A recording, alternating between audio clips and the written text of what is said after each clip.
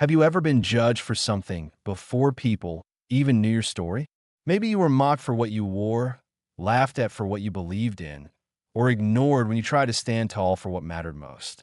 This is the story of a girl they all made fun of, the girl in camo, until one unforgettable afternoon when a Black Hawk helicopter landed right in the middle of her school football field and everything changed at your watching Grow for Justice, where we share true style stories that inspire courage, dignity, and redemption. Before we begin, make sure you hit that subscribe button and tell us in the comments, where are you watching from? We'd love to know our family from all over the world.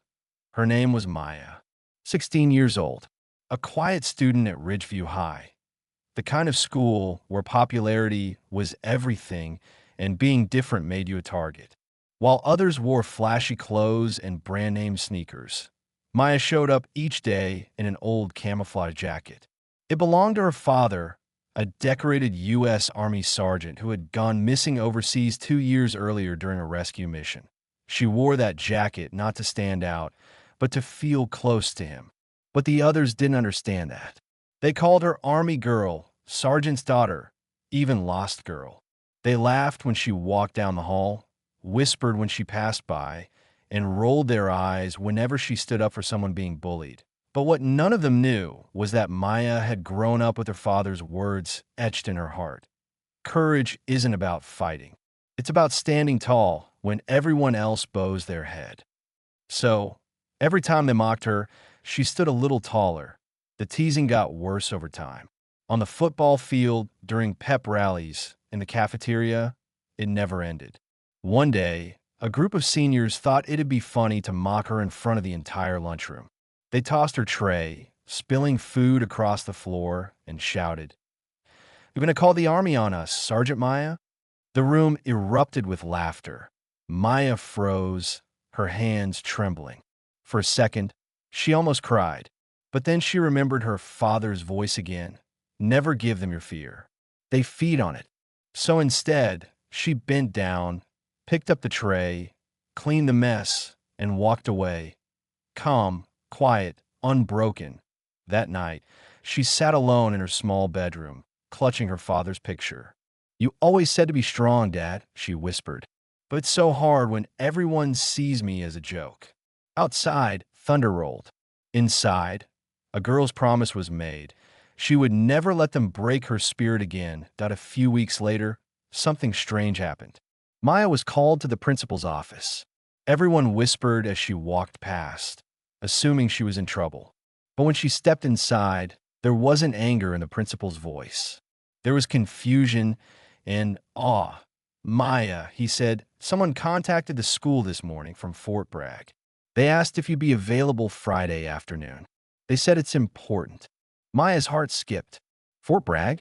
That was her father's base before he deployed. Could it be? But no, she shook her head. The Army would have told her long ago if something had changed. Still, she agreed to meet. Friday came like any other day.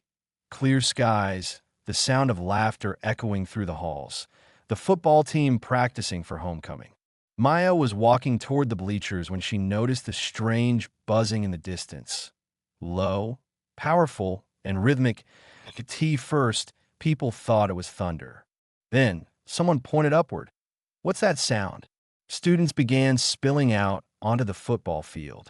Teachers shouted to stay calm, but the noise grew louder until dust started whipping through the air.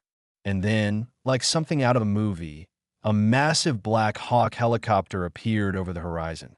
The ground shook as it descended, the powerful rotors sending papers and leaves swirling into the sky. Everyone gasped. Phones came out. The football team stopped mid-play, helmets off, staring. The helicopter touched down right in the center of the field. The school's flag whipped in the wind.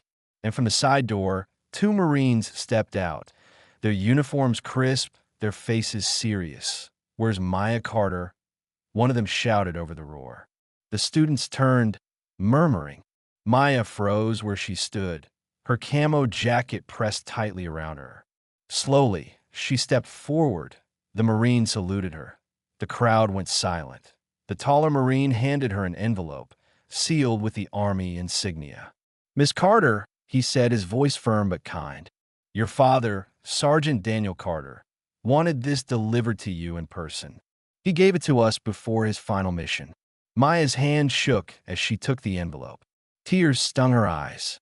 She looked up at the two men. "Final mission?" she whispered. The Marine nodded softly. "He saved 6 men that day. He didn't make it home, but he made sure this did." Maya opened the letter slowly, her heart pounding so loud she could barely breathe. Inside was her father's handwriting, strong, steady, full of warmth. "My dearest Maya, if you're reading this, it means I couldn't come home. But don't let that make you sad, little one. You are the strongest person I've ever known.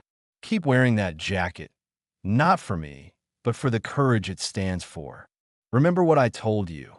True strength is silent, steady, and kind. When people mock you, forgive them. When they doubt you, prove them wrong, not with words, but with grace. One day, the world will see the hero I already know you or that I'll always be with you, kiddo. Love, Dad." Maya couldn't hold back her tears. The crowd stood frozen, every mocking face now pale with guilt.